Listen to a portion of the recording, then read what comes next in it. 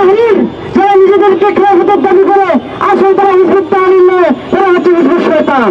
তারা সন্ত্রাসবাদের স্লোগান দিয়েছে, তারা দেশের মধ্যে জঙ্গিবাদকে তারা কিন্তু প্রতিষ্ঠিত করতে চায়। তারা প্রমাণ করার চেষ্টা করেছে যে বাংলাদেশে ধর্মীয় সম্প্রীতি রক্ষা করার জন্য কেবল আওয়ামী শাসনই জরুরি। তাদেরকে পুরোপুরি মিছিল করার মতো সুযোগ করে দিয়েছে পুলিশ এবং আইন শৃঙ্খলা বাহিনী।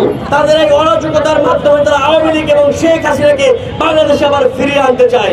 আমরা দেখেছি 24-এর গণঅভ্যুত্থানের পরে বাংলাদেশের স্বাধীনতাকে ক্ষুণ্ণ করার জন্য বিভিন্ন রূপে আওয়ামী সরকার, আওয়ামী দোসররা বিভিন্নভাবে তারা ষড়যন্ত্র করতেছে। আজকে আমরা দেখেছি বাইতুল মোকাররম পবিত্র মসজিদ, সেই পবিত্র মসজিদে হিজবুত তাহরির যারা নিজেদেরকে খেলাফতের দাবি করে আসলে তারা হিজবুত তাহরির নয়, তারা হচ্ছে হিজবুত শয়তান। আমরা আজকে ঘোষণা করতেছি হিজবুত তাহরিরকে হিজবুত শয়তান হিসেবে। আপনারা জানেন আজকে বাইতুল মোকাররমে তারা বিক্ষোভ মিছিল বের করেছিল। আমরা প্রশাসনকে জন্য দায়ী করব, প্রশাসন এই বিষয়গুলো অবগত হওয়ার পরও তারা কিভাবে সাহস পায় বাইতুল মোকাররমে বিক্ষোভ মিছিল করার মতো। আজকে আমরা দেখতেছি প্রশাসনের মধ্যে বিভিন্নভাবে চক্রান্ত চলতেছে। আজকে কয়েকদিন ধরেই হিজবুত তাহরিরের বিভিন্ন পোস্টার আমরা আসতে দেখতেছি, কিন্তু তারা পূর্ব জানা সত্ত্বেও কেন এই প্রোগ্রাম থেকে তারা বিলুপ্ত করতে পারলো না।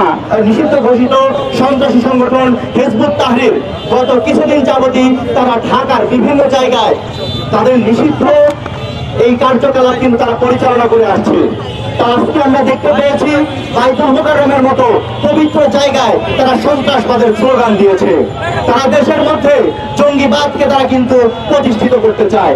আমরা দেখতে পেয়েছি হিজবুত তাহরিরের কার্যক্রম চলতে থাকলেও বাংলাদেশের রাষ্ট্র ব্যবস্থার যতগুলো প্রশাসনিক আইন শৃঙ্খলা বাহিনী রয়েছে সমস্ত আইন শৃঙ্খলা বাহিনী কিন্তু বাংলাদেশের জনগণের, বাংলাদেশ রাষ্ট্রের নিরাপত্তা দিতে ব্যর্থ হয়েছে।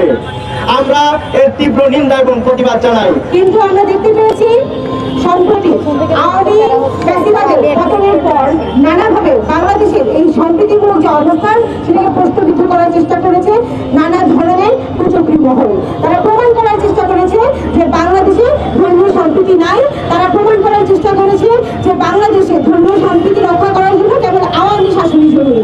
আমরা মনে করি সেই যে কুচক্রী মহল তারই একটি অংশ আজকে হিজবুত তাহরির যে প্রকাশ্য কার্যক্রম সেটি। আমরা মনে করি সারা বাংলাদেশে যে ধরনের ধর্মীয় সম্প্রীতিতে আঘাত হানার মতো যে ধরনের কাজগুলো করা হচ্ছে, যে ধরনের সহিংসতা করা হচ্ছে, আমরা দেখেছি আজকে যখন হিজবুত তাহরির